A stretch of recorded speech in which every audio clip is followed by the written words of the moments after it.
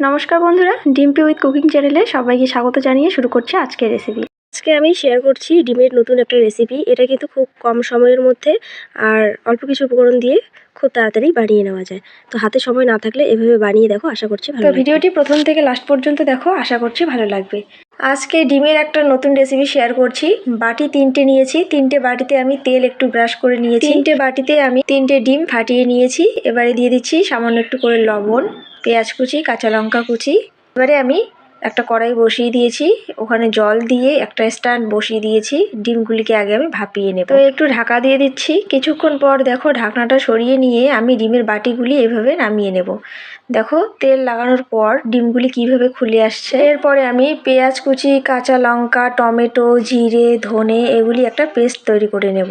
এদিকে কড়াই বসিয়ে দিয়েছি, কড়াইটাকে ভালো করে গরম করে নিয়ে সর্ষের তেল দিয়েছি। তেলটাকে ভালো করে গরম করে নিয়ে ডিমগুলি আমি লবণ হলুদ দিয়ে ভেজে তুলে নিয়েছি। ওই তেলেই দিয়ে দিচ্ছি 2টো এলাচ, একটা তেজপাতা, একটা দারচিনি। পেস্ট করে রাখা মশলাটা দিয়ে এভাবে নাড়াচাড়া করব। ভালো করে মশলাটাকে কষিয়ে নিয়ে দিয়ে দিচ্ছি জল। এবারে জল ফুটে উঠলে দিয়ে দিচ্ছি ভেজে রাখা ডিম। নামানোর আগে একটু ধনেপাতা দিয়ে নামিয়ে নিচ্ছি। কেমন লাগলো ভিডিওটা কমেন্ট করে জানাবে।